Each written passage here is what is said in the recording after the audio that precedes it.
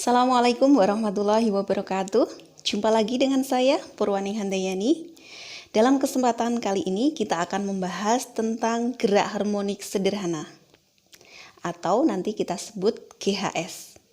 Di dalam bahasa Inggris disebut sebagai Simple Harmonic Motion atau SHM. Apa itu GHS?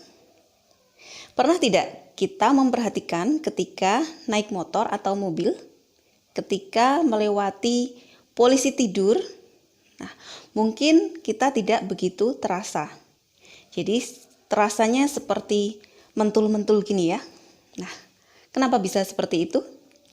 Karena pada sepeda motor atau mobil ada yang namanya shock breaker atau shock absorber, atau yang sering kita sebut sebagai sekok. Sekok ini terbuat dari pegas. Nah, ketika pegas diberikan suatu beban, kemudian disimpangkan, maka dia akan bergerak bolak-balik secara periodik di sekitar titik setimbangnya. Jadi, kesan yang kita rasakan seperti mentul-mentul. Itu contoh GHS.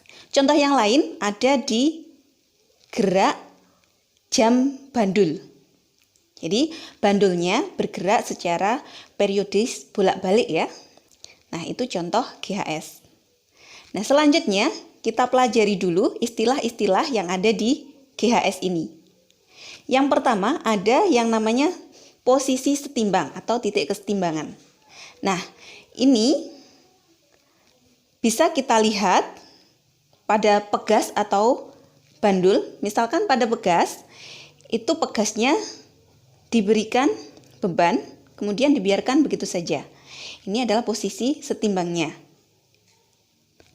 Pada bandul, ketika kita punya massa, kemudian diberikan tali, kemudian digantung, dibiarkan, posisinya masih diam, ini disebut sebagai posisi setimbangnya. Nah, kalau kita simpangkan, baik pada pegas maupun bandul, kita simpangkan. Misalkan pada pegas, kita beri beban, kemudian kita tarik, lalu kita lepaskan, kita nariknya ke bawah, kemudian kita lepaskan, maka pegas akan bergerak naik turun. Bergerak di sekitar titik setimbang. Atau gerakannya bolak-balik di sekitar posisi setimbangnya secara periodis. Inilah yang dinamakan dengan gerak harmonis sederhana. Pada bandul juga demikian. Nah, jadi kalau kita gantung kemudian kita simpangkan, menyimpangkannya kalau pada bandul sedikit saja ya sudutnya, jangan sampai terlalu besar. Karena nanti kalau terlalu besar, lama-kelamaan geraknya menjadi semakin pelan. Nah, untuk gerak harmonis sederhana ini, ciri-cirinya dia bergerak secara periodis. Maksudnya ada periode tertentu. Waktu bolak-baliknya itu relatif tetap. Nah, selanjutnya ada besaran-besaran yang istilah dan besaran yang perlu kita pelajari di sini. Selanjutnya ada istilah frekuensi. Kita simbolkan dengan F kecil. Frekuensi kita berangkat dari definisi adalah banyaknya getaran tiap satuan waktu. Jadi kalau belajar fisika jangan terlalu pusing dengan alasan begitu banyak rumus. Kita berangkat saja dari definisi. Saya ulangi, frekuensi adalah banyaknya getaran tiap satuan waktu. Frekuensinya disimbolkan dengan F, banyaknya getaran itu N, tiap artinya per, satuan waktu yaitu T kecil. Sehingga bisa kita rumuskan F sama dengan N per T dengan satuan Hertz. Oke, yang kedua, besaran yang kita pelajari adalah periode. Periode bisa didefinisikan sebagai waktu yang diperlukan untuk melakukan satu getaran. Bisa kita rumuskan sebagai periodenya T besar sama dengan waktu T kecil per jumlah getarannya atau N. Jadi T besar sama dengan T kecil per N. Itu rumus periode. Satuannya sekon. Nah, untuk selanjutnya nanti kita akan bicara dijadikan dua bagian, yaitu getaran atau gerakan harmonis pada pegas, dan yang kedua gerak harmonis pada bandul atau ayunan. Selanjutnya kita lakukan simulasi menggunakan pet.colorado.edu. Ini simulasi yang pertama kita lakukan di pet.colorado.edu. Yang pertama kita lakukan simulasi kaitan antara massa dengan periode pada pegas. Ini kita pilih mass and springs. Kita coba ya.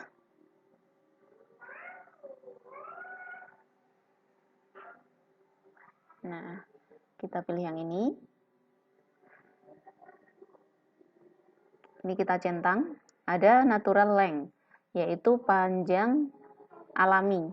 Ketika pegas belum dikasih beban, itu panjang alaminya seperti ini, yang garis biru. Kemudian equilibrium position, ini akan muncul jika dikasih beban, seperti ini. Nah, ini adalah posisi kesetimbangan atau equilibrium position.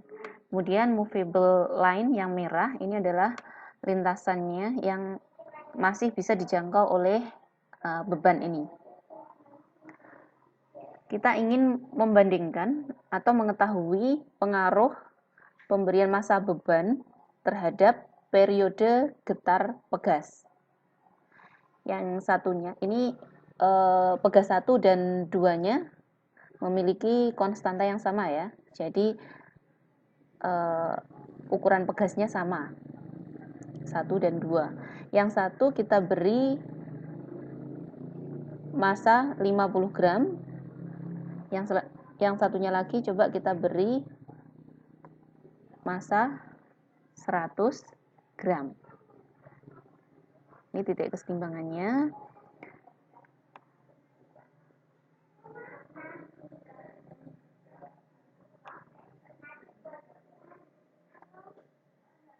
Nah, nanti kita bandingkan bagaimana gerakannya.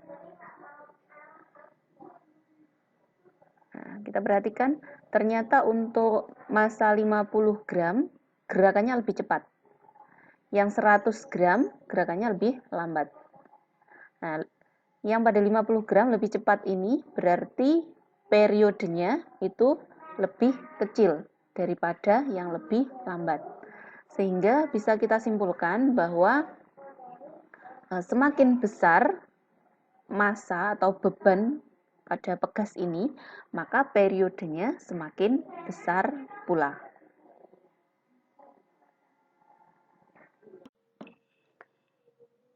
Oke, kita awali penjelasan tentang besaran-besaran yang ada di GHS berawal dari pegas dulu.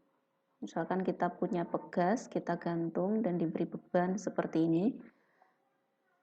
Belum kita simpangkan, ini dinamakan titik kesetimbangan atau kita beri nama posisi A. Selanjutnya, kita tarik beban itu dengan gaya F. Ketika kita tarik ini, akan bekerja gaya pegas sebesar K kali X. Nah, tadi kita menarik ini berarti kita memberikan simpangan sebesar X. Nah, ini kita beri nama posisi B. Jadi simpangan, ada besaran di sini namanya simpangan atau X, yaitu sejauh mana kita menyimpangkan dari titik kesetimbangannya. Nah, simpangan yang paling jauh namanya amplitudo. Kita simbolkan dengan A. Jadi di sini A ke B ini simpangan yang paling jauh, simpangan terjauh. Namanya amplitudo. Nah, begitu kita lepaskan, maka dia akan berusaha kembali ke atas karena ada yang namanya gaya pemulih.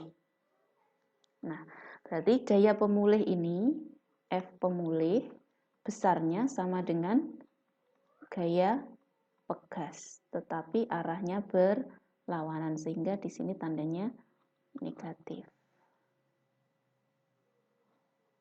Nah, sehingga FP sama dengan min K kali X. Nah, ketika ini kita lepaskan, dia akan bergerak ke atas, melewati kesetimbangan lagi di titik A itu tadi, kalau ini kita perpanjang.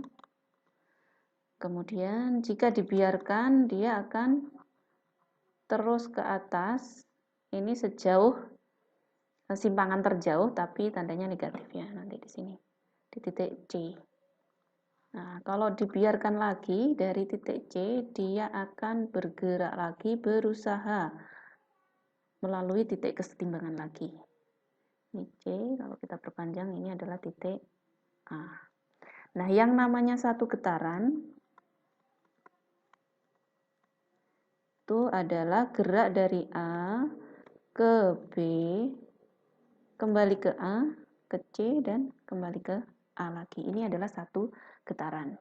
Nah, kalau kita lihat di sini, kita gambarkan, saya beri warna berbeda. Nah, kita gambarkan simpangannya, grafik simpangan terhadap waktu. Nah, ini seperti grafik sinus, sehingga simpangan ini gerakannya sinusoidal. Sinusoidal itu bagaimana? Nah, berarti simpangan atau X ini bisa kita buat persamaan sama dengan A sin omega T, gerak sinusoidal. Jadi simpangannya bervariasi tergantung pada waktu. Nah, selanjutnya kita punya kecepatan. Kecepatan itu kita simbolkan dengan V. Nah, dulu kita pernah belajar ya, bahwa kecepatan itu adalah turunan pertama dari simpangan. Itu dx per dt. Jadi, kalau kita turunkan, maka ini adalah suatu konstanta, maka A-nya adalah tetap. Kemudian diturunkan, berarti yang melekat dengan T itu kita keluarkan. A omega. Nah, selanjutnya yang ini, sin omega T-nya kita turunkan sendiri. Turunan sin itu sama dengan cos. Sehingga di sini kita dapatkan A omega cos omega T. Ini adalah persamaan kecepatan. Dengan A omega ini adalah V maksimum atau kecepatan maksimumnya. Nah, selanjutnya kita punya yang namanya percepatan. Percepatan disimbolkan dengan A. Merupakan turunan pertama dari V terhadap T. Nah, sehingga dari persamaan V ini kita turunkan lagi. A omeganya berarti suatu konstanta ya, tetap. Kemudian omeganya ini kita tuliskan lagi. Nah, selanjutnya cos omega T-nya kita bisa menurunkannya. Turunan dari cos itu sama dengan min sin. Nah, sehingga bisa kita tuliskan ulang di sini. Minnya saya tuliskan di depan. A omega kuadrat sin omega T. Nah, saya ganti warna pulpennya ya.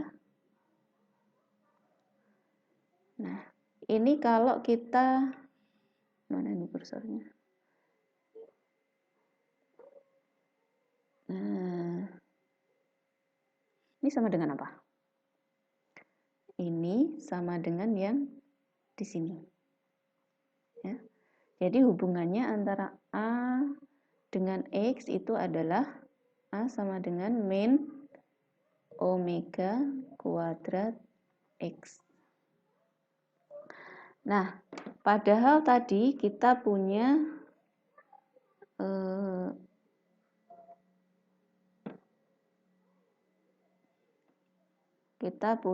persamaan di sini di awal tadi bahwa Fp itu sama dengan min K kali X. Nah, dari hukum 2 Newton, F itu kan sama dengan M kali A ya. Sehingga bisa kita dapatkan di sini F-nya itu sama dengan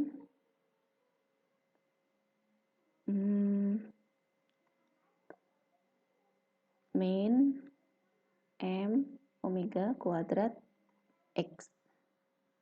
Ini dari hukum 2 Newton ini dimasukkan ke sini. Nah, padahal ini hukum 2 Newton ini sama dengan persamaan gerak yang atas tadi. Sehingga gaya pemulihnya kita bisa tuliskan min Kx sama dengan min M omega kuadrat kali X. Ini X-nya sama, min-nya juga sama, sehingga kita dapatkan K sama dengan M omega kuadrat. Nah, selanjutnya bisa kita tuliskan omega kuadrat sama dengan K per M. Atau omeganya sendiri akar dari K per M. Nah, di sini omega itu bisa kita ganti dengan 2πf akar K per M. Atau F sama dengan 1/2π akar K per M. Ini kalau kita nyari frekuensi. Nah, kalau kita perhatikan di sini frekuensinya berbanding terbalik dengan akar apa? Akar bebannya, akar massa. Jadi, banding dengan 1/m.